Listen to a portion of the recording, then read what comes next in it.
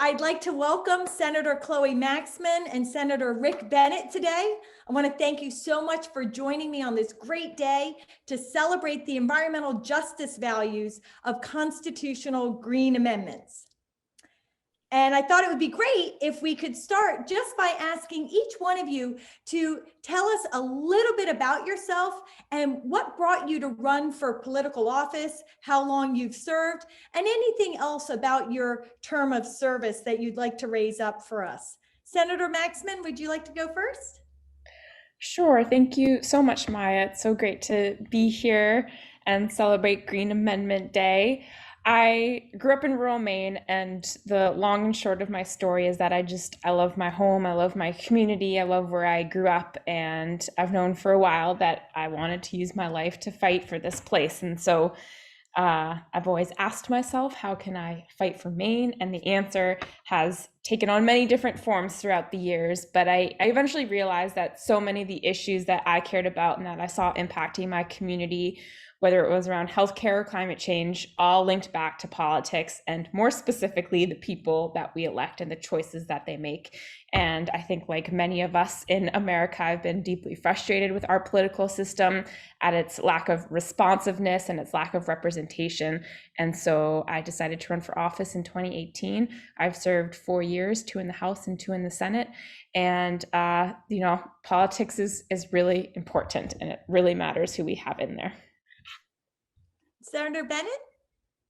Yeah, so I remember when I was Chloe's age and ran for office for the first time, and I have to say, I've served 12 years in the Maine House and the Senate, was president of the Senate, and went off and did other things in my life to raise my kids. I built some businesses, particularly around corporate power and corporate governance. And after about 20 years, I look back at this at the state of politics today, and I realize it's severely broken. And so I decided to reemerge and run again after a long hiatus. And so I was just reelected after a long period of time to the state Senate this last November. On the platform of common sense and common ground. I think we need to find ways of working together. We need to be more commonsensical, a little less ideologically strident, and we need to be, we need to get out of our lane a little bit and start listening to each other and thinking anew about problems for the people of Maine. Thank you so much. That's really interesting. And one thing I do just want to highlight is that you are both from different political parties and that you've come together around this environmental rights initiative, proving the point that it's about the environment and communities, not about politics, right? So I was wondering, Senator Bennett, could you please share with us what your primary concerns are when it comes to the environment? Well, I am concerned about a lot of things with respect to the environment, because the environment is so critically important to our identity as a state, the way that we all enjoy our state, our way of life fundamentally. And so I've been privileged this term to serve on the Environment and Natural Resources Committee. And it's a steady stream of issues coming before us, whether it be pesticides and pesticide controls, whether it's PFAS, chemicals that are polluting our environment, whether it's our energy issues, where we have this corridor, which one of our big utility providers is trying to build across the heart of our forest in Western Maine, and to serve customers in a different state, and which I look is very destructive.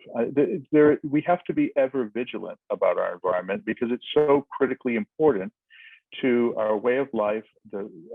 People of all political persuasions understand and enjoy Maine's outdoors. It's just part of who we are. And it's also part of our brand. When people think of Maine, they think of the ocean, they think of lobsters, they think of LL Bean, they think of Mount Katahdin, they think of us canoeing down the Allagash River. This is so integral to who we are that we uniquely among, I think, many other states, maybe not uniquely, but I think it's such an important part of who we are that that it's critical to be ever vigilant. And Senator Maxmin, can you share with us what are your primary concerns when it comes to the environment? I agree with everything that Senator Bennett just said. I mean, the way that I look at the environment is, as Senator Bennett said, is so inextricably intertwined with our economy and our culture and our way of life in rural states where our natural resources are what we depend upon for our identity and to make our entire state move forward in all the meanings. So that's how I think about it. I think that traditionally, though, the environment and environmental issues have been very separate from human issues. And so it's been really hard to prioritize and environmental health, climate justice, when we're also talking about folks not being able to afford healthcare today, not being able to stay in their homes, not be able to find a good job or to get a ride to work. And so I think that because of that silo, that there's been a lot of destruction around environmental policy because of the way that we talk about it and the way that it's been framed historically in the policy world. But I think what is exciting about some of the stuff that Senator Bennett's been doing in the legislature and other work is that we're really showing how closely they are connected and how we have to deal with these issues as one. And so that's really my priority, which I think reflects more of a rural working class approach to environmental issues. And I represent a rural working class place, so that's my charge as a representative. So just to build upon that, can you talk a little bit more about, Senator Maxmin, about how important a healthy environment is to Maine communities and to Maine's economy? Yeah, I mean, one of the stories that I often tell is that my background is in climate organizing. It's what my non-legislative work is around. And for a large part, I ran for office because of the lack of good climate policy in the state and the world. But when I started door knocking in my community, I rarely heard people talk about climate change. I've knocked on about 20,000 doors in the past 3 years, and I think I've heard people say climate change less than 10 times. I never hear it. But I do hear people talk about how we want really sustainable industries in Maine and how we want to be able to go ice fishing every winter and how there needs to be enough rain for our farms in the summer. And so we're talking about our environment in a way that is talking about climate change, but just in a different way. And so I think that's kind of a lot of the work that I do now, is really thinking and talking about climate change in that way and prioritizing that different way of talking about it, because I think the left has a tendency to leave out a lot of folks when we're talking about climate change, and as a result, I don't think we've made as much progress on the climate change front because these conversations have been kind of siloed. And so I really want to make sure that it's a conversation that everybody can be part of, and that does not exclude any lived reality or perspective. And Senator Bennett, what can you add to this idea of why a healthy environment is so important to Maine communities and its economy? Well, as Senator Maxmin said, our traditional industries, which is still the lifeblood of Maine, are farming, fishing, forestry. But need I say more? Add to that really tourism, which is a driver of our economy. People come here for Maine's outdoors. People in Maine recreate in Maine because of our special place it is. So as Senator Maxmin said eloquently, it's totally intertwined. The economy and our environment are one and the same, in my view. And so it's as simple as that. And so, Senator Bennett, why did you decide to champion the passage of a Maine Environmental Rights Amendment that recognizes and protects the rights of all people to a clean and healthy environment? Well, first of all, Senator Maxmin is a very persuasive person, and she is the prime sponsor of the bill, asked me to. And I think she knew enough about my priorities to think that it was something that would fit comfortably in the agenda that I am trying to put forward as an independent senator, I'm an independent-minded senator in Maine. And I, as we've said, I've looked at Maine's constitution carefully. The amendment would go in Article 1, which is the Declaration of Rights under Maine's constitution. There are 24 specific sections of the Declaration of Rights, and when you look at it compared to, things that that other people hold important, their rights to speech, their rights to their rights to bear arms, their rights to kind of live the life that they want to live. I think it's really important to put this in our Constitution, because that is the place where people can go to know what it means to be a resident, a citizen of Maine. What does it mean? What does the state put as most important, and what can you count on if you're a member, if you're part of our state, if you move to the state, if you live in the state? And so I think that putting a right to a clean and healthy environment foremost in our Declaration of Rights fits very comfortably there, and it makes a lot of sense there. And I'm really grateful for the opportunity to champion this. And so, Senator Maxmin, you are the lead legislative champion in the state that really has been bringing forth the idea of passing a Maine Environmental Rights Amendment that does recognize and protect the rights of all people to a clean and healthy environment. And so what was it about you that really resonated and made you want to be the champion in the state of Maine, the primary champion for this effort?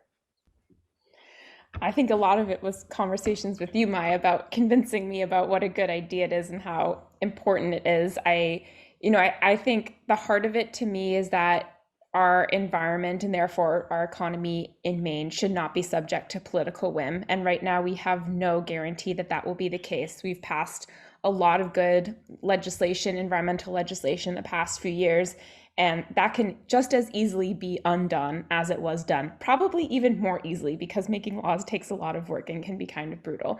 So I think it's really important to have these fundamental backstops in place that protect what we need to survive at the most basic level.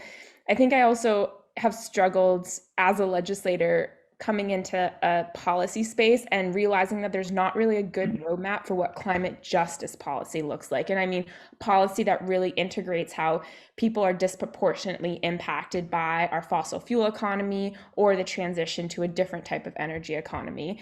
And I think that a lot of the proposals that I've seen are exciting, but they take a lot of money and probably don't have a really good chance in a state like Maine. And this is a way that we enshrine those rights and that type of equity for all legislators to come.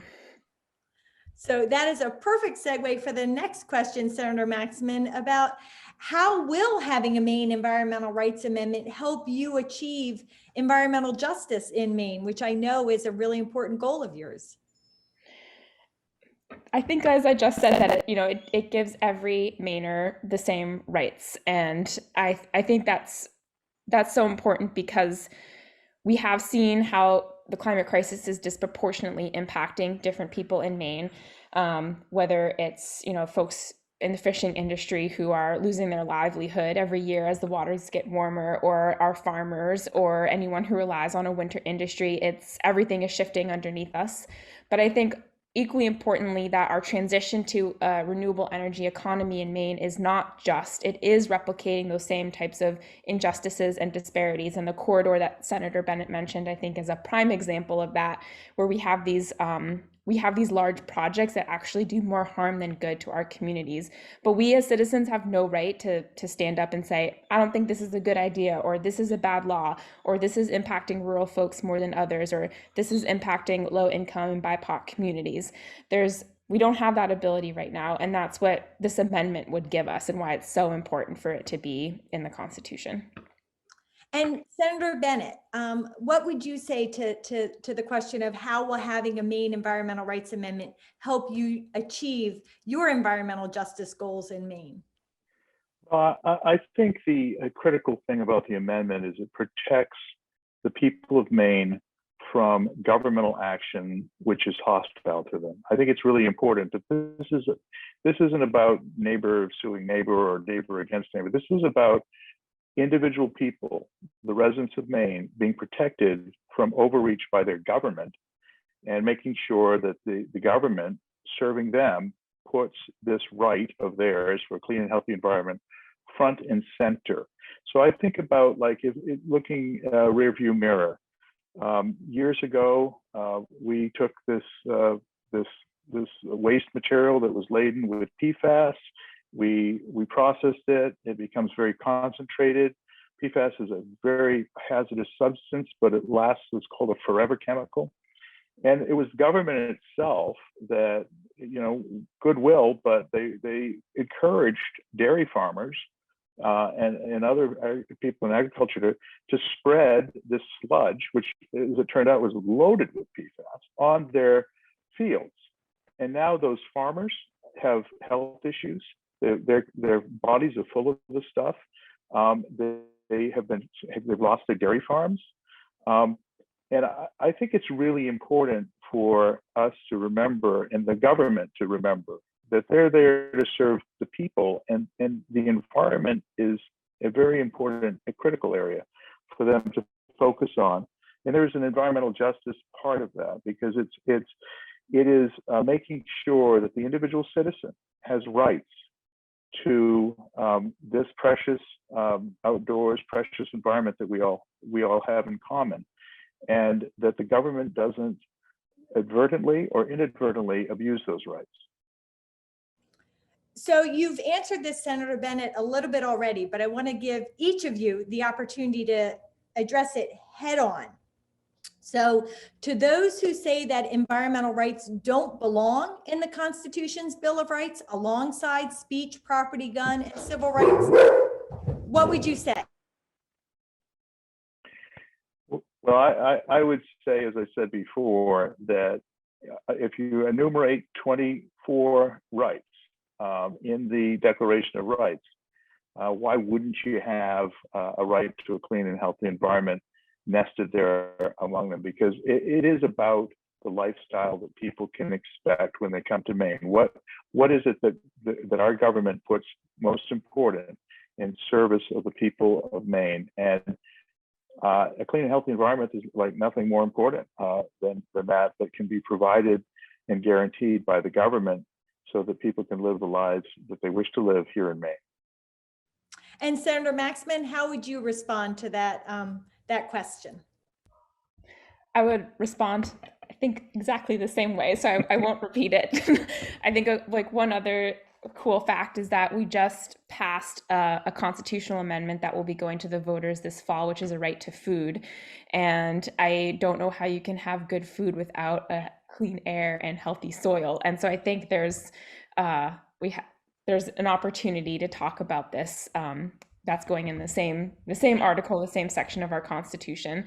And I think I often think about what this conversation would be like if we were talking about a right to free speech or a right to bear arms, these rights that we hold so foundational in our society. And I think they would be, I think there'd be really controversial conversations, even though they are ingrained in our everyday lives. And I think that this is the same way. It might be controversial right now, but once it's in there and once we can use it to protect ourselves from government abuse, then we'll be grateful that it's there.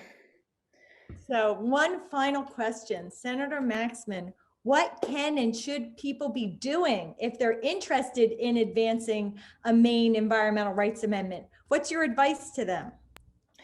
So in Maine, our little movement is called the Pine Tree Amendment. So you can go to pinetreeamendment.org, and there is an incredible movement that is brewing and building, and all the action steps are on that website, and you'll get connected with our organizers, and they'll take you from there. And Senator Bennett? Yeah, I think the most important thing is it's got to get through the legislature in Maine. The way a constitutional amendment works is different from other states. It needs a 2/3 vote out of both houses of the legislature, the House and the Senate. Getting that, it will then go to the public in a referendum where it needs a majority vote. So the first thing that we need to do is convince legislators, 2/3 of the House, 2/3 of the Senate, to support it. And that means like making the calls, showing up at events, putting the question directly to them, and telling legislators why it is so important that they put this measure before the voters at the next general election. So I just want to thank you both for your dedication to protecting Maine's communities, its environment, its future. And I want to thank you for showing everyone that the environment is not a political issue or a partisan issue, that it's a people issue. Thank you both for your leadership, your inspiration, and your vision. We're so grateful. Thank you for the opportunity, Maya. It's great to be with you today. Thank you so much.